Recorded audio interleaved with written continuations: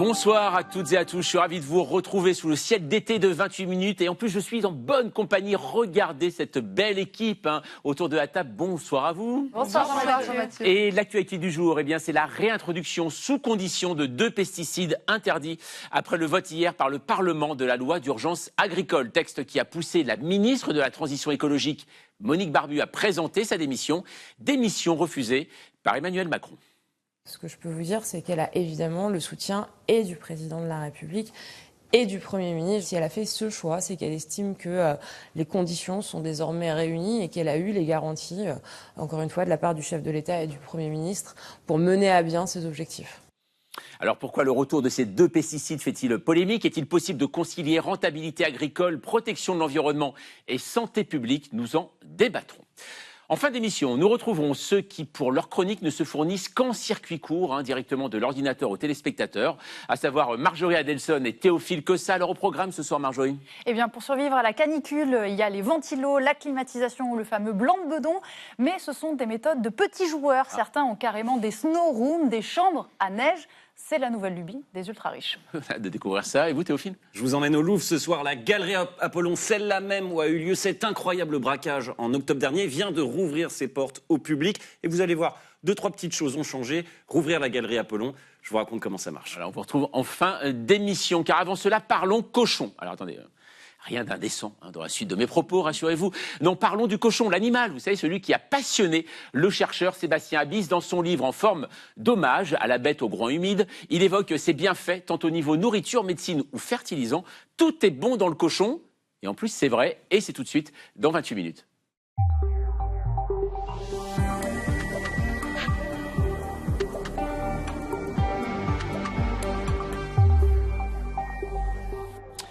Bonsoir Sébastien Abyss. Bonsoir. Vous êtes chercheur associé à l'IRIS, directeur du Club Déméter. Votre livre, intitulé « Tout est enfin bon dans le cochon », est publié aux éditions Duno. Je présente l'équipe de 28 minutes. Bonsoir Hélène Roussel. Bonsoir Jean-Mathieu. Bonsoir Fanny Veil. Bonsoir. Alors, Sébastien Abyss, tout est enfin bon dans le cochon. Et vous écrivez dans votre livre que tout est vrai dans le dicton aussi. Oui, c'est une expression populaire de la langue française que tout le monde connaît, à peu près. Elle est très ancienne. Et ce qui est intéressant, c'est cette expression imagée est en fait une réalité concrète. Il y a peu d'expressions françaises qui sont devenues des réalités concrètes. Et autour de cette expression « tout est bon dans le cochon », ce qui est intéressant de regarder, c'est pourquoi cet animal est très multifonctionnel. Et pourquoi, finalement, c'est peut-être le meilleur d'entre nous. Oui, c'est ça. Et alors, on va discuter de tout ça, notamment du cochon. Et on va voir pourquoi vous êtes particulièrement qualifié pour en parler et que vous avez le profil idéal. Et Olivier Boucreux nous explique pourquoi. Sébastien Abyss, vous regardez le monde depuis nos assiettes. Dans votre nouveau livre, vous découpez le porc en tranches, économiques, écologiques et géopolitiques. Pour montrer que tout est bon dans le cochon, vous avez le profil idéal. Après des études d'histoire-géographie et de stratégie européenne à Lille, vous commencez à l'état-major des armées avant de vous tourner vers la géopolitique agricole et alimentaire. 11 ans dans une organisation consacrée à l'agriculture méditerranéenne, une activité de chercheur associé à l'IRIS, l'Institut de Relations Internationales et Stratégiques, puis depuis 2017, la direction du Club Déméter, consacré aux grands enjeux agricoles et alimentaires. Aujourd'hui, on sait qu'il va falloir maintenir les productions dans un contexte environnemental compliqué, mieux les répartir, mieux les partager et mieux échanger sur la planète. Dans les années 2000, peu de chercheurs croisent encore géopolitique et nourriture. Vous y voyez un trou dans la raquette. Votre méthode, partir du terrain, mixer tendances lourdes et signaux faibles, puis imaginer plusieurs futurs possibles, non pour prédire mais pour nous faire réfléchir. En 20 ans, plus de 2 milliards de personnes ont rejoint la table alimentaire mondiale. Dans Géopolitique du blé puis des céréales, vous montrez comment les grains deviennent des instruments de puissance. Dans Russie-Ukraine, la guerre hybride, vous relisez le conflit à travers 2 grands pays agricoles. Avec Veut-on nourrir le monde, vous posez l'équation du siècle, nourrir, protéger les écosystèmes, préserver la santé. Les investissements pour 2050, c'est maintenant qu'il faut y penser, les cartographier, savoir ce qu'on va devoir produire, où on va pouvoir produire, avec qui on va pouvoir produire. Votre dernier livre ausculte le cochon, dont la consommation mondiale a été multipliée par 4 en 50 ans. Dans cet animal proche de l'homme, tout peut servir à tout. Alimentation, énergie, fertilisants, médecine, mais du groin à l'assiette, rien n'existe sans ceux qui élèvent, cultivent ou pêchent. Vous le rappelez, sans eux, nous ne sommes pas grand-chose dans le monde contemporain. Voilà, Sébastien Abis, on va parler donc de ce cochon avec vous. Alors c'est vrai que la population mondiale a doublé depuis 1975 et sa demande en protéines également. La demande aussi en viande porcine a explosé dans le monde, sauf en France. Pourquoi ça ? D'abord parce que la croissance démographique en France est moins soutenue que dans d'autres pays de la planète, parce qu'on avait déjà un accès aux protéines supérieur par rapport à beaucoup de pays, en Asie notamment, où la protéine n'était pas disponible, et on a eu des grandes révolutions aussi nutritionnelles sur la demande en nourriture dans ces pays-là.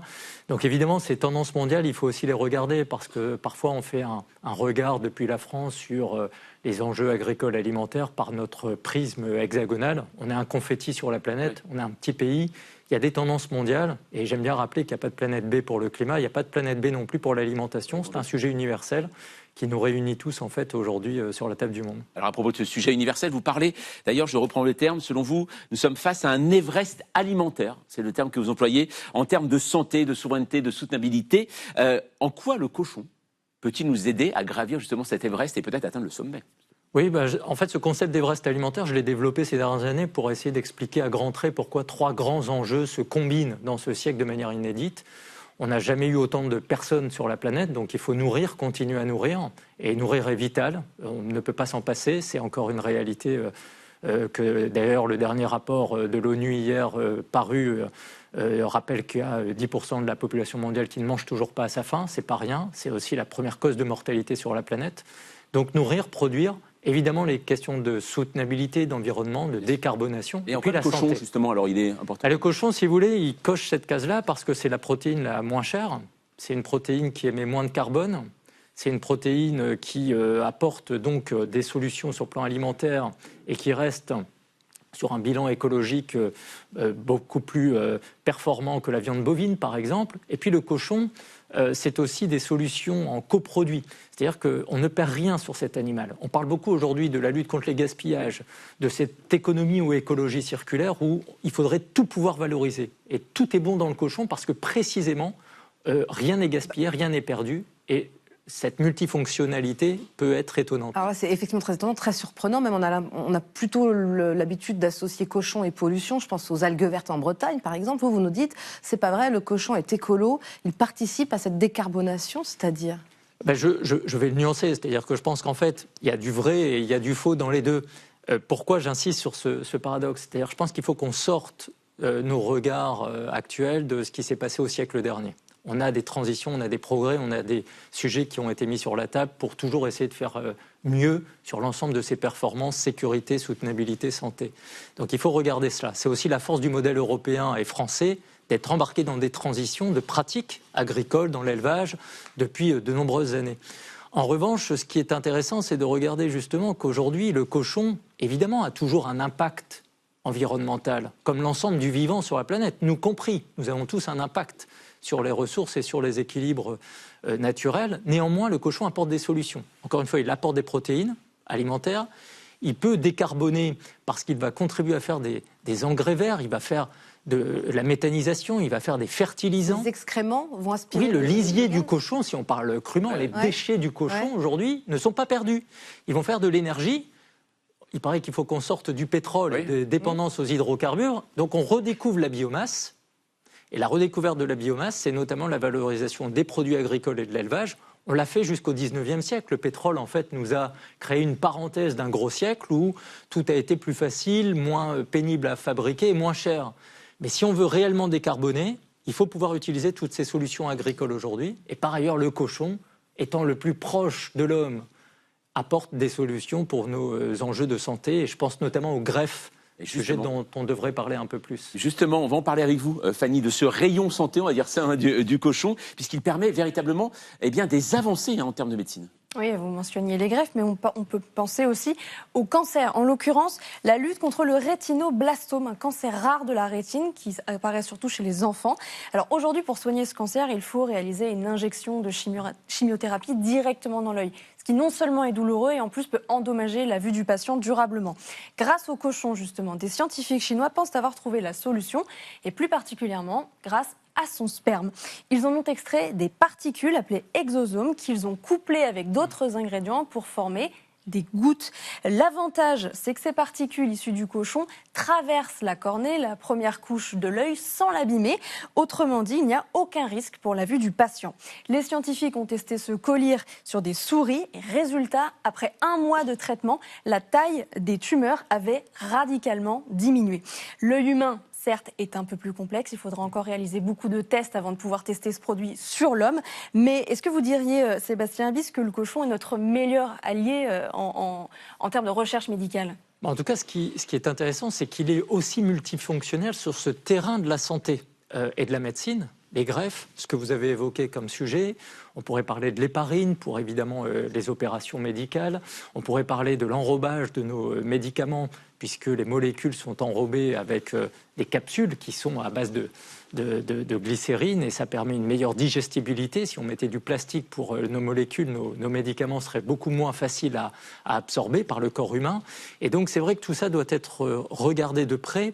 Par ailleurs, on sait aussi que l'observation du vivant, aujourd'hui, doit être pensée dans son intégralité. On parle beaucoup depuis 20-25 ans du concept One Health, une seule santé, santé des êtres humains, de l'environnement, des sols, des animaux, des végétaux. Et en fait, plus on observe tout ça de manière combinatoire, mieux on trouve des réponses à des défis contemporains comme ceux que vous avez évoqués. Vous faites de la prospective dans cet ouvrage. Vous nous dites que, certes, on va consommer moins de viande, mais les fermes, les abattoirs vont devenir comme des bases militaires. Qu'est-ce que vous voulez dire ? Oui, alors ça fait partie d'un des scénarios très fictionnels. Qui est à la fin de votre livre, voilà. Vous faites des scénarios, en effet. Oui, j'ai souhaité que la moitié du livre se porte sur la suite, en forçant un peu le trait, avec des futurs contradictoires à l'intérieur. Et je voulais le faire de manière pédagogique, évidemment, pour amener tout le monde à une réflexion, finalement. Parce que c'est pas un livre sur le cochon. En fait, c'est un livre sur le futur du monde, de nos sociétés, de la géopolitique, des tensions. Et c'est vrai qu'il y a des scénarios possibles où demain, on a une intensification des problèmes de biosécurité. On sait que le cochon, aujourd'hui, est très fragile par rapport à une maladie qui s'appelle la peste porcine africaine. On n'a pas de vaccin. En Chine, ça a créé énormément de désordres avant le Covid. On n'en a pas suffisamment parlé, peut-être vu d'Europe. L'Espagne, aujourd'hui, est touchée. Donc, il y a un sujet de biosécurité autour du cochon. Donc, plus on va le protéger, l'enfermer, le contrôler, on va dérisquer sur le plan sanitaire. C'est un peu le paradoxe, ça peut nous étonner par rapport au bien-être, etc. Mais c'est aussi une façon de le protéger. Et inversement, on voit aussi se développer très fortement des risques de bioterrorisme dans le monde aujourd'hui. Beaucoup d'agences de renseignement sur la planète, y compris en France, regardent de près les risques bioterroristes parce que attaquer le vivant, en fait, c'est attaquer, bien entendu, l'espèce humaine de manière indirecte. Et vous dites une chose aussi, en 2050, alors là, on pourrait arriver à l'ère du cochon domestique.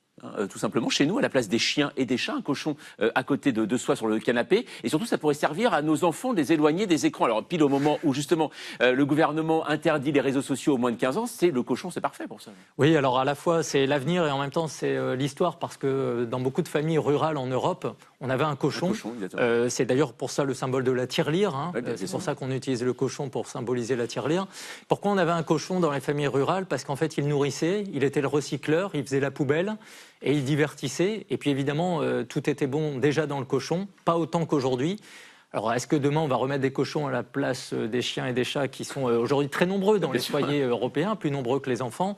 Il y a encore un peu de marge, d'autant que le cochon prend un peu de place, et puis qu'il est un peu plus joueur que les chiens et les chats. En même temps, si nos enfants ont besoin d'animaux de compagnie qui ont une intelligence très forte, le cochon peut apporter beaucoup de solutions. Voilà, ça se réfléchit en tout cas à la rentrée. En tout cas, voilà, si jamais vous voulez acheter un animal domestique pour vos enfants. Merci beaucoup, Sébastien Abyss. Tout est enfin bon dans le cochon, c'est passionnant et c'est paru aux éditions d'Uno. C'est à lire, voilà, en tout cas cet été. Merci d'être passé par le plateau de 28 minutes. Passons maintenant à notre débat. Certains mots enflamment les discussions plus que d'autres. Lancer pesticides dans une conversation et le ton monte immédiatement. Et ça ne risque pas de s'arranger après l'adoption hier de la loi Urgence agricole par le Parlement et la réintroduction sous condition de 2 pesticides jusque-là interdits en France. Défenseurs de l'environnement et monde agricole s'opposent frontalement sur le sujet. Alors est-il possible de concilier rentabilité des cultures, notamment betteravière, et santé publique ? La France peut-elle faire cavalier seule alors que le reste de l'Europe autorise ce type de produit ? Nous en débattons juste après la mise au point d'Amira Swilem.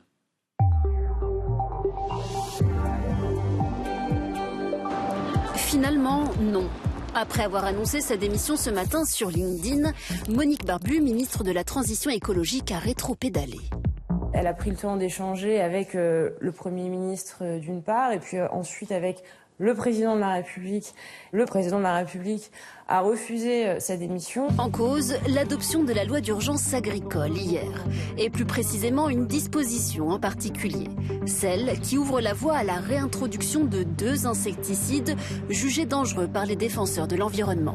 L'acétamipride et le flupyradifurone. C'est un texte totalement obscurantiste qui vient d'être adopté contre l'avis de plus de 2 millions de Français qui l'année dernière avaient signé une pétition, contre l'avis du Conseil national de l'ordre des médecins. Utilisés habituellement dans les cultures de noisettes, betteraves, cerises ou encore pommes, ces insecticides sont pointés du doigt par des études scientifiques pour leur nocivité sur les abeilles et l'environnement.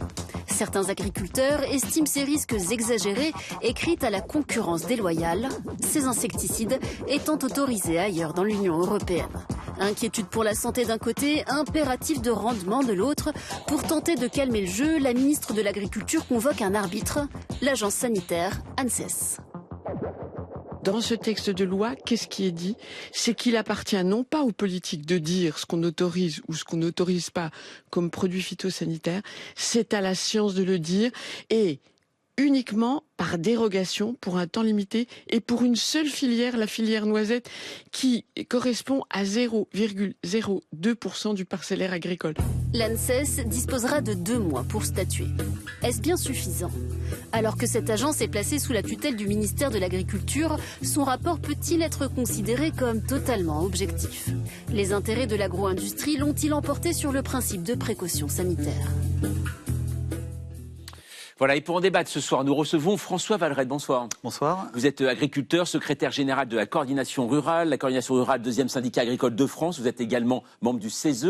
Selon vous, l'usage de ces pesticides est très encadré par la loi sur des cultures ciblées. La France est déjà, vous le dites, une très bonne élève, voire trop bonne élève, au point de s'interdire des produits autorisés partout ailleurs en Europe. À vos côtés, Tatiana Giraud, bonsoir. Bonsoir. Vous êtes écologue, membre de l'Académie des sciences. Votre livre, La biodiversité en infographie, l'urgence du vivant, comprendre pour agir, est paru aux éditions Tana.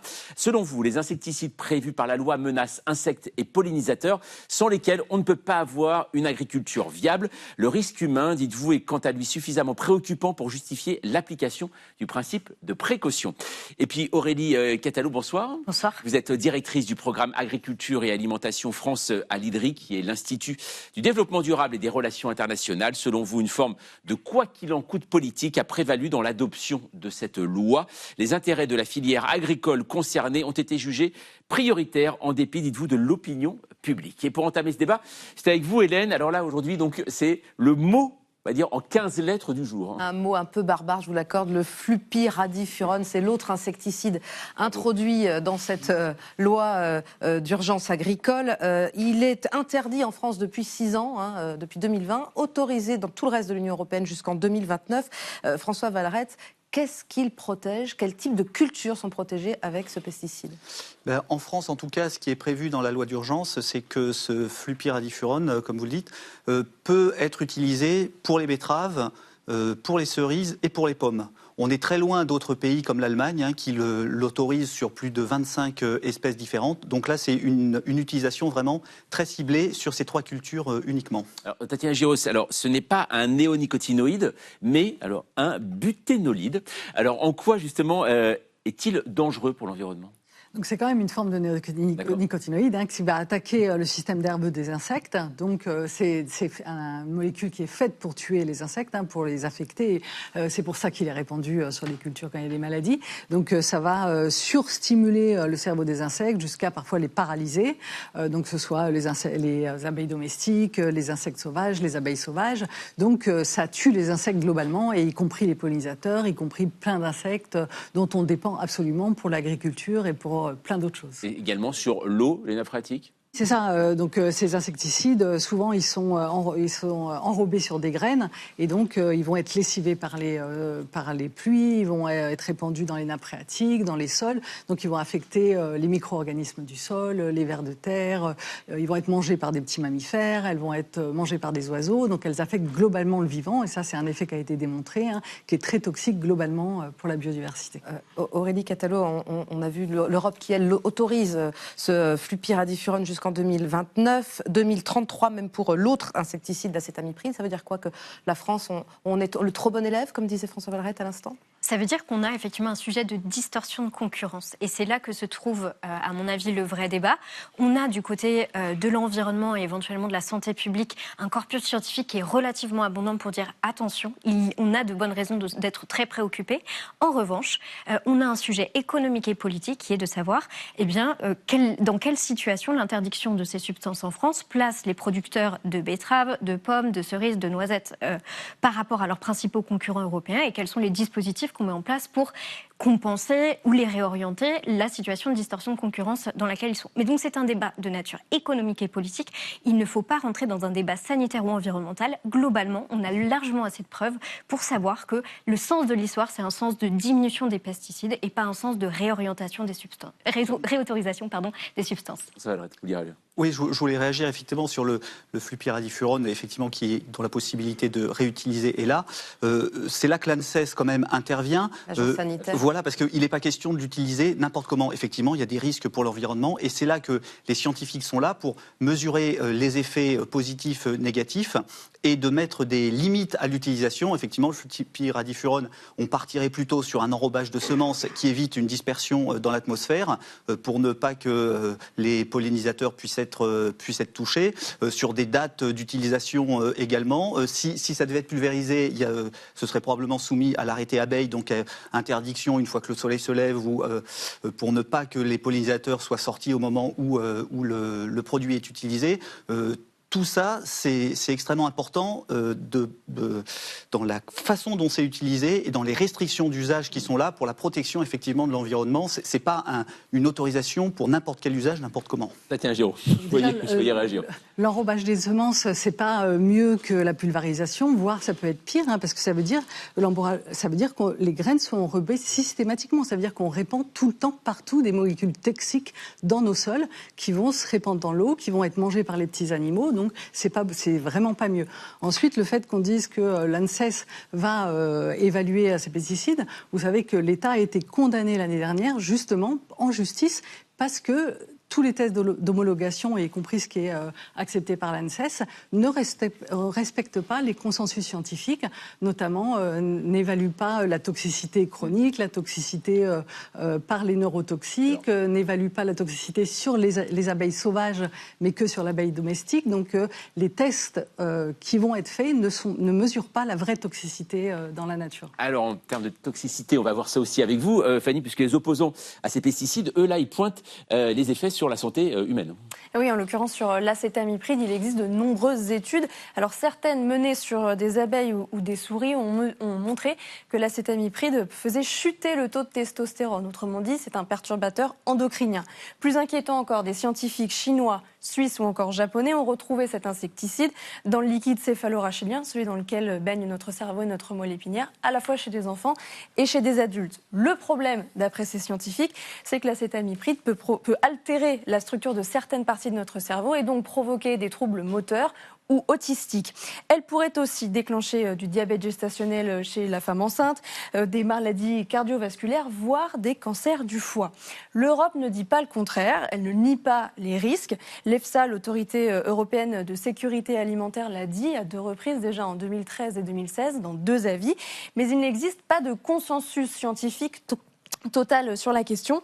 Dans un nouvel avis, cette fois il y a 2 ans, l'EFSA pointait d'ailleurs, je la cite, des incertitudes majeures quant aux effets sur la santé humaine. Et elle avait d'ailleurs recommandé à l'époque d'abaisser les seuils autorisés d'acétamipride sans pour autant réclamer d'interdiction pure et simple. Quant au flupiradifurone, eh bien, les études sont moins nombreuses, mais d'après les chercheurs, ces effets seraient les mêmes que l'acétamipride, même si la composition est un petit peu différente.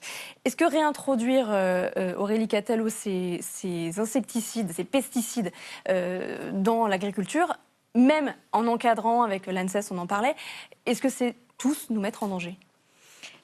A priori, il n'y a pas un danger imminent parce qu'on va manger une noisette ou parce qu'on va manger du sucre issu d'une betterave qui a été contaminé avec ces produits-là. En fait, globalement, les effets pour la santé des pesticides en général, ce sont plutôt des effets qu'il faut observer à l'aune du cumul de substances, donc c'est ce qu'on appelle l'effet cocktail.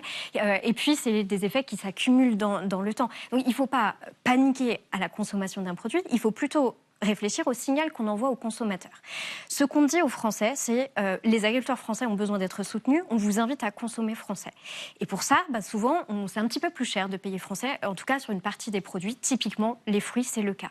Eh bien, sur quoi on veut générer le consentement à payer du consommateur français? Si on lui dit finalement il n'y aura pas de caractère mieux-disant d'un point de vue sanitaire ou environnemental de la pomme française par rapport par exemple à la pomme polonaise, de la cerise française par rapport à la cerise espagnole, sur quoi voulons-nous que le consommateur français ait envie de dépenser un peu plus cher pour acheter ces produits français? C'est vraiment ça le sujet, me semble-t-il. François Valeret, justement, sur ces pesticides, et là, justement, cette réintroduction possible grâce à cette loi, est-ce que aujourd'hui, finalement, à travers ce sujet, c'est ce dont vous avez parlé tout à l'heure, est-ce qu'on aborde également un problème de souveraineté alimentaire? Ça veut dire, en gros, est-ce que sans ces pesticides, est-ce qu'on peut préserver, eh bien vous, par exemple, sur les betteraves, le fait qu'on soit le plus gros pays producteur de betteraves en Europe et le deuxième au monde? C'est compliqué, on l'a bien vu à la première interdiction des néonicotinoïdes, on a eu une crise sur la jaunisse naissante des betteraves qui a occasionné une baisse de production extrêmement importante, et c'est suite à cette crise de la jaunisse que Julien Denormandie avait, l'ancien ministre de l'Agriculture, avait réintroduit et réautorisé temporairement ces néonicotinoïdes parce que clairement il n'y avait pas de solution alternative pour pouvoir lutter contre ça. Donc si on ne se donne pas les moyens d'avoir une production suffisante, effectivement, pour notre souveraineté alimentaire, pour notre souveraineté générale, l'alimentation et l'agriculture, un certain nombre de pays ont quand même compris que c'était une arme diplomatique importante dans le monde. Et si on veut pouvoir nous aussi bénéficier de cette arme-là, il faut se donner les moyens pour produire suffisamment, pour se nourrir, pour nourrir la France, l'Europe, mais aussi pour être fort diplomatiquement dans le monde. Oui. Tatiana Giraud, l'acétamipride, on l'a vu, elle va être introduite sous conditions limitées aux exploitations de noisettes. C'est 350 exploitants en France, c'est moins de 8000 hectares. Est-ce que vraiment c'est si grave ? Oui, c'est grave pour plusieurs raisons. Déjà, c'est un peu le pied dans la porte pour faire sûrement davantage après. C'est aussi sur les betteraves qui sont sur des grandes surfaces. C'est sur le principe même de précaution. Vous dites il n'y a pas de consensus, mais ça veut bien dire qu'il y a des études qui montrent que c'est toxique. C'est toxique. On le retrouve dans le cerveau des fœtus. On le retrouve. Ça a des conséquences sanitaires très probables. Et donc, le principe de précaution devrait s'appliquer. D'ailleurs, le Conseil constitutionnel l'a dit, le Conseil d'État. Il y a 120 sociétés savantes qui se sont positionnées pour dire qu'il ne fallait pas les autoriser. Le Conseil de l'ordre des médecins s'est positionné pour dire qu'il ne fallait pas les autoriser. Donc, globalement, il y a consensus parmi les scientifiques, parmi les médecins, pour dire qu'il ne faut pas les réautoriser pour la santé humaine. Et donc, vous disiez qu'il n'y a pas d'autre solution pour produire des betteraves, mais l'INRAE montre qu'en combinant différentes solutions, des résistances génétiques, des auxiliaires de culture, on peut arriver globalement à réduire les maladies. Et puis, effectivement, après, c'est un choix. Est-ce qu'on préfère aider une filière en subventionnant de temps en temps, quand il y a des baisses de rendement, et pour garder un environnement sain et puis permettre aux consommateurs de dire qu'on va plus acheter français, ou est-ce on préfère autoriser des pesticides qui risquent de mettre en danger la santé humaine et surtout qui font s'effondrer les insectes. Les insectes se sont effondrés de 90% à 75% en 30 ans. Si le consensus il est si fort que ça, en Europe, on a quand même culturellement les mêmes références. Je pense que les Allemands, ils ont tout autant envie que nous de préserver leur environnement, de préserver leurs enfants, de préserver les générations futures. Ils ont un parti écologique qui est beaucoup plus fort que nous depuis beaucoup plus longtemps. Comment est-ce qu'on explique que dans tous les autres pays européens qui ont l'équivalent de l'ANSES, tous les autres, au vu de ce soi-disant consensus scientifique, ont tous choisi d'autoriser ces produits, et nous en France, on ne le ferait pas. C'est pas parce que les autres font pire au niveau de la santé et de l'environnement. Non, mais quand tout le monde le fait, on peut se dire quand même, nous, on est les seuls à penser. Alors, soit la conclusion de cette loi d'urgence, c'est qu'on est vraiment suprêmement plus intelligent que tous les autres pays d'Europe, et ce sera la bonne nouvelle, la deuxième bonne nouvelle de cette loi d'urgence, ou alors c'est qu'on est trop idéologisé, trop politisé et pas assez scientifique. On a été un modèle, la France a été un modèle pour beaucoup de choses et en avance sur beaucoup de choses, et c'est une des choses sur lesquelles elle était en avance. Alors, un mot justement, oui, là-dessus, est-ce qu'on avance finalement, est-ce qu'on peut être un modèle là-dessus, ou alors maintenant le fait qu'il y a une réintroduction, c'est-à-dire qu'on s'aligne Oui. La France avait été en avance sur l'interdiction de ces substances. Si on les réautorise, on se réaligne sur ce qui est valable ailleurs dans l'Union européenne. Et en fait, ça révèle un peu le dilemme politique dans lequel la France se trouve. C'est soit on s'aligne sur le moins 10 ans, c'est-à-dire sur ce qui est fait ailleurs. Et dans ce cas-là, comme je le disais, on considère que ce qui prévaut, c'est vraiment la compétitivité-prix et que charge aux agriculteurs français de s'en sortir à ce jeu de cette compétitivité-prix et d'aller sortir de la betterave, de la pomme, de la noisette le moins cher possible et rivaliser avec l'Italie, avec la Roumanie, etc., alors qu'on n'a pas du tout globalement la capacité à re-rentrer complètement dans cette course à la compétitivité prix pour une partie de ces productions, pour bien d'autres raisons que les pesticides, par exemple le coût de la main-d'œuvre, etc.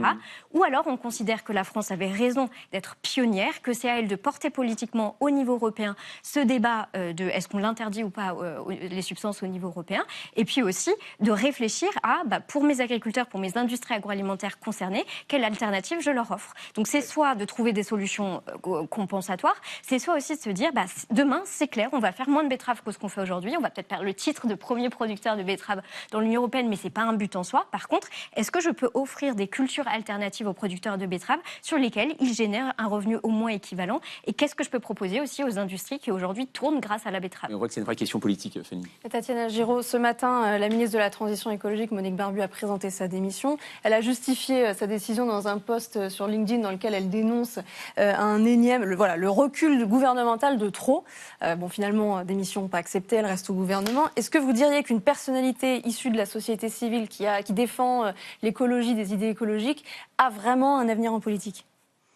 En ce moment, on a l'impression que c'est pas le cas. Il y a plusieurs ministres de l'écologie qui ont démissionné. Clairement, ils n'ont pas une voix qui porte. Dans le protocole, ils ont été rétrogradés plusieurs fois. Le contour de leur ministère a été raboté plusieurs fois. Clairement, ils n'ont pas une voix qui porte suffisamment. Et c'est vrai qu'on voit, il y a des reculs environnementaux depuis quelques années absolument effroyables, que ce soit sur la protection des zones humides, la protection des espèces en général, sur les pesticides. Je voudrais quand même, parce que c'est vrai que ça nous a rappelé quelque chose tout de même, cette démission qui n'a pas été acceptée. Et au début de la présidence d'Emmanuel Macron, il y en a eu une autre. C'est notre archive du jour qui nous ramène en août 2018. Ce jour-là apparaît au grand jour les tensions au sein du gouvernement entre promesses écologiques et maintien du modèle agricole. Nicolas Hulot, alors ministre de la Transition écologique, va refuser de s'aligner et va démissionner en direct. C'est une séquence réalisée sans filet. Je ne veux plus me mentir. Je ne veux pas donner l'illusion que ma présence au gouvernement signifie qu'on est à la hauteur sur ces enjeux-là. Et donc je prends la décision de quitter le gouvernement. Aujourd'hui. Vous êtes sérieux là ? Oui, je suis sérieux. Nicolas Hulot a les larmes aux yeux.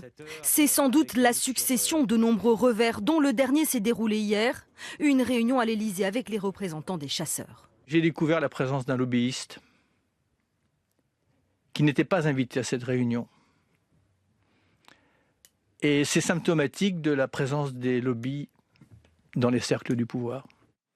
La présence des lobbies, le lobby agricole, François Vallerette, est-il encore à la manœuvre dans cette réintroduction des pesticides dans la loi agricole ? Mais non, mais là, on a des grands acteurs. Si chaque ministre de l'Agriculture avait démissionné ou fait un cinéma pareil à chaque fois qu'il y avait un recul pour l'agriculture, on aurait changé de ministre toutes les semaines. Souvent, il gagne quand même. Oui, non, mais pas toujours.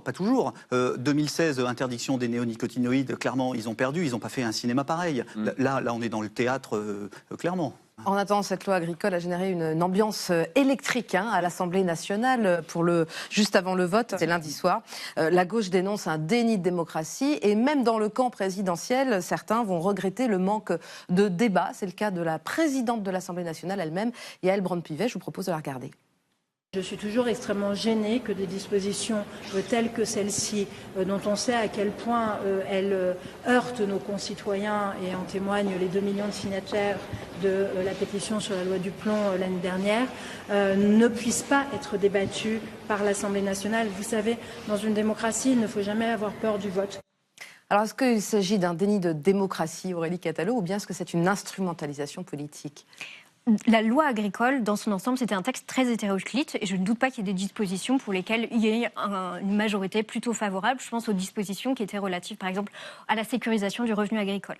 En revanche, sur le sujet des 2 pesticides dont on parle là, quand même nos concitoyens, ils avaient eu l'occasion déjà d'exprimer leur opposition. Le principe d'une démocratie... Lors de la loi du plomb, notamment l'été dernier, 2 millions de signataires. Exactement. Le principe d'une démocratie, c'est normalement le pouvoir par le peuple et le législateur, il est censé représenter l'opinion de nos concitoyens.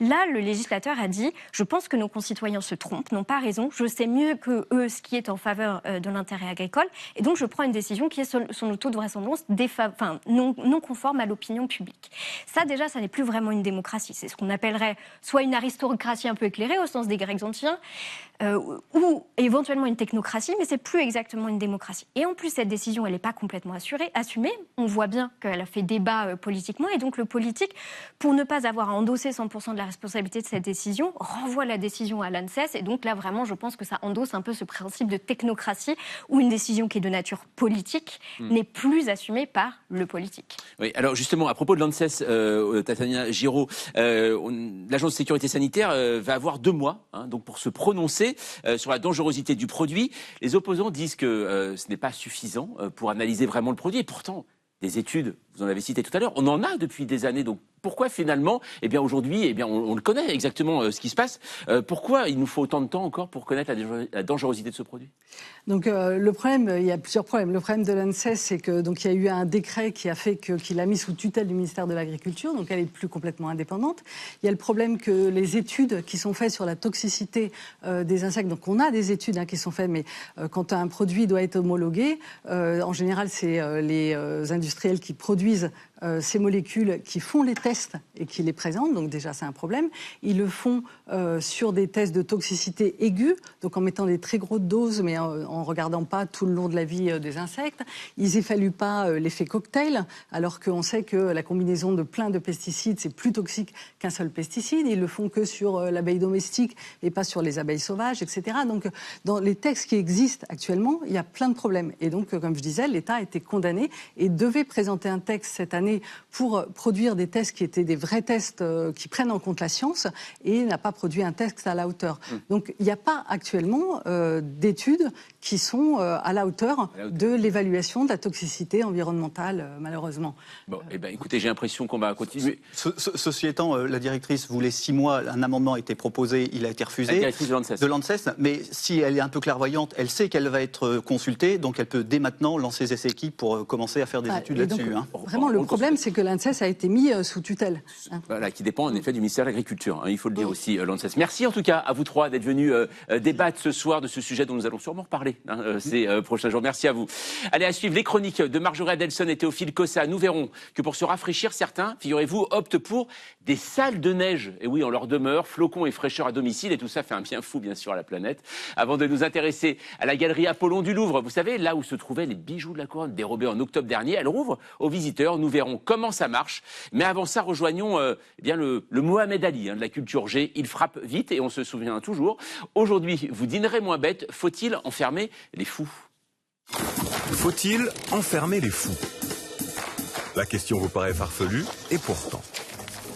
Dans la Grèce antique, la folie n'est pas un problème à cacher. Pourquoi? Parce qu'elle vient des dieux. C'est un châtiment divin ou un don sacré. Hippocrate tente bien de l'expliquer par la bile noire, la bile jaune, mais l'essentiel reste. Le fou appartient au monde divin. On peut le craindre, le mépriser, lui cracher dessus, mais on ne l'enferme pas, il fait partie de l'ordre cosmique. Au Moyen-Âge, le fou devient utile. Il anime les carnavals, dit ce que personne n'ose dire, et à partir du XIVe siècle, il s'installe même au trône. Le fou de cour peut insulter le roi sans perdre sa tête. Triboulet, fou du prince René d'Anjou, est un comédien si respecté qu'on sculpte son portrait. Le fou est un miroir inversé de la sagesse royale.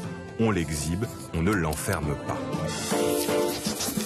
Tout bascule au XVIIIe siècle avec les Lumières. La raison devient la valeur suprême. Le fou, lui, incarne le chaos, le désordre. Il dérange. Il faut donc l'éloigner. En 1838, une loi impose un asile par département. L'internement devient facile, arbitraire. Les femmes, évidemment, sont les premières victimes. On les enferme pour agitation politique, lecture de romans, refus de faire le ménage. Ercili Rouy, pianiste célibataire, est internée 15 ans à la demande de son demi-frère parce qu'elle prétend être musicienne. À la Salpêtrière, les conditions sont inhumaines, cellules aveugles, électrochocs, les femmes deviennent des cobayes. Entre 1940 et 1945, ce n'est pas mieux, 45 000 malades meurent de faim dans les asiles français. Il faut donc attendre que Michel Foucault publie Histoire de la folie en 1961 pour qu'on réforme la psychiatrie. Les asiles deviennent des hôpitaux. On veut resocialiser. Aujourd'hui, 1 Français sur 5 souffre de troubles psychiques. Mais, selon la direction de la recherche et des statistiques, entre 2003 et 2023, la France a perdu 8000 lits d'hospitalisation en psychiatrie. Voilà, vous dînerez moins bête. Merci Victor de Quiver. Il faudra un jour qu'il nous invite à ces dîners où on finit moins bête finalement, parce que c'est pas toujours le cas. Allez, il est temps de les retrouver, Marjorie Adelson et Théophile Cossa. On va commencer avec vous, Marjorie. Alors qu'en France, on réfléchit à comment survivre aux prochains épisodes de canicule, certains n'ont pas cette préoccupation. Oui, clim ou pas clim, telle est la question pendant que la France cherche de l'ombre. D'autres se font carrément livrer l'hiver à domicile. Comment? Avec des snow rooms, des chambres à neige en français. C'est la nouvelle lubie des ultra riches. Alors, ça fonctionne comme un sauna, mais à l'envers. Il s'agit d'une grotte, enfin d'une pièce maintenue à moins 10 degrés. Objectif, recréer de l'hiver en plein été dans votre maison. Alors concrètement, vous appuyez sur un interrupteur et des flocons se mettent à tomber pendant que dehors, le monde suffoque. L'idée, c'est de recréer une immersion totale dans la nature, un voyage sensoriel unique. Enfin, ça, c'est ce que nous disent les fabricants. Et oui, car cette aberration écologique, on la doit à une entreprise, Techno Alpine, c'est son nom. Alors initialement, elle crée de la neige artificielle pour les stations de ski, et bien désormais pour les intérieurs aussi. Alors tout y est, hein. On choisit le style comme si on aménageait son salon. Si vous êtes par exemple plutôt ambiance rocher, eh bien il y a le Stone Design que vous voyez. C'est un choix. Si vous préférez les arbres, Jean-Mathieu, je sens que c'est le cas. Pas de problème, l'option Forest est pour vous. Alors tout est possible à une condition, être riche. Prix d'entrée de gamme 130 000 $, pause comprise. L'hiver n'est plus une saison, c'est une option. Alors surtout, est-ce que ça marche en fait? En fait, il y a de plus en plus de demandes. Mohamed Ben Salman, le prince héritier d'Arabie Saoudite, a fait installer par exemple des snow rooms dans son énorme yacht, l'un des plus grands jamais construits. La mer, paraît-il, ne serait pas assez fraîche. De plus en plus de propriétaires de yachts demandent ainsi à être équipés, mais aussi des villas de luxe. Mais il n'y a pas que des milliardaires. Les hôtels haut de gamme commencent à s'y mettre, mais aussi des spas. Objectif, se prélasser après un sauna, c'est le fameux chaud-froid. Alors il faut dire quand même que historiquement, le froid, ça a toujours été l'apanage des bien-nés, un signe extérieur de richesse. L'empereur Néron, par exemple, faisait déguster à ses convives des sorbets à base de fruits mélangés à de la neige. Bon, alors à l'époque, il n'y avait pas de congélateur, ni de réchauffement climatique d'ailleurs, mais en tout cas, aujourd'hui, cette tendance préoccupante, elle s'inscrit plus largement dans ce qu'on appelle le business du froid, au même titre que la cryothérapie ou les fameuses stations de ski à Dubaï. Autrement dit, le froid comme nouvelle source de bien-être. Et surtout comme, on va dire, désastre écologique. Oui, avec un mépris ou un déni, c'est selon de la réalité de notre planète. Selon une étude Oxfam, un yacht consomme déjà bien plus qu'un jet privé. Alors imaginez avec une snow room en plus. Voilà donc une manière de montrer sa puissance. Après la lutte des classes, voici donc la lutte des glaces. Voilà, ça me semble assez logique. Merci beaucoup, Marjorie. Allez, Théophile, avec vous, on va à Paris, capitale donc, de la France. Vous nous emmenez au musée du Louvre. Depuis aujourd'hui, les visiteurs peuvent de nouveau arpenter la galerie Apollon qui était fermée au public. Et bien après ce fameux braquage, bien sûr, en octobre dernier. Alors racontez-nous, rouvrir la galerie d'Apollon, comment ça marche? Regardez ce lieu absolument magnifique. Une galerie longue de 60 mètres, 600 mètres carrés, 15 mètres de hauteur sous plafond. Sur le plafond, justement, et les murs, un ensemble de 105 œuvres d'art. Alors, des peintures d'énormes stars, Charles Lebrun, Eugène Delacroix, des sculptures, des dorures, des tapisseries. Construite sous Louis XIV, elle accueillait depuis 1889 la fameuse collection des diamants de la couronne. Mais le matin du dimanche 19 octobre 2025, des braqueurs passent par une des fenêtres de la galerie, forcent 2 de ses vitrines à coups de disqueuse. 8 joyaux de la couronne de France sont dérobés. Ils n'ont toujours pas été retrouvés. La galerie était donc fermée depuis 9 mois. Mais elle vient de rouvrir aujourd'hui. Alors, sans vitrine à l'intérieur, ou presque, et celles qui restent sont vides. Fini les collections de bijoux, de joyaux et d'objets précieux. La salle, en fait, va désormais rester vide pour redevenir ce qu'elle était au XVIIe siècle, à savoir une galerie d'apparat où l'on déambule pour admirer ses décors.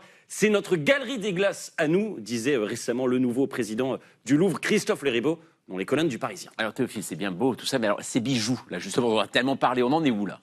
Il va falloir encore un peu patienter avant de les revoir. La couronne de génie, vous savez, qui était tombée par terre dans la rue, abandonnée par les braqueurs, est toujours en cours de restauration. Et puis surtout, la salle qui les exposera n'existe pas encore. Ça sera une sorte de chambre forte, sans fenêtre, qui sera installée dans un autre endroit du musée, dit le patron du Louvre. Mais 1, le lieu adéquat n'a pas encore été trouvé. Et 2, le chantier s'annonce très costaud. Il va falloir le financer. Et ça, c'est pas gagné. Et pourquoi ça? Les caisses du Louvre sont vides et les chantiers s'additionnent dangereusement. Déjà, rien que pour rénover le musée le plus visité au monde, des plafonds qui s'affaissent dans certaines galeries. Par endroits, la clim qui marche plus. Ils ont même été obligés de fermer certaines salles pendant la canicule. Le chauffage en panne dans les bureaux, des canalisations vétustes, des fuites d'eau. Bon. Et puis, il faut aussi moderniser l'institution. En projet, créer une nouvelle entrée pour désengorger la pyramide, une nouvelle salle d'exposition au sous-sol pour la Joconde et bien sûr renforcer la sécurité. Le CAS a révélé toutes les failles dans ce domaine, donc plus de caméras et même tout un nouveau système de vidéosurveillance avec des accès renforcés, etc. Coût de tous ces chantiers rassemblés dans le projet Louvre Nouvelle Renaissance, 1 milliard d'euros. Il manque au musée 360 millions quand même, que son président espère trouver auprès de mécènes. Quelque chose me dit qu'on n'est pas prêt d'admirer de nouveau la couronne de génie. Si vous cherchez à faire un don, en tout cas, ça peut être une bonne idée. Merci beaucoup Théophile, merci. Mes amis, à suivre sur Arte, votre série animée Putain de chat, avant de découvrir ou redécouvrir le film hors norme. Les réalisateurs Toledano et Nakache font vibrer la fibre sociale de Vincent Cassel et Reda Kateb. Et bien sûr, ça se regarde sans aucune modération. Nous, on se retrouve demain pour un nouveau numéro de 28 minutes. C'est facile, l'horaire ne bouge jamais. 20h05 sur Arte. Tchuss.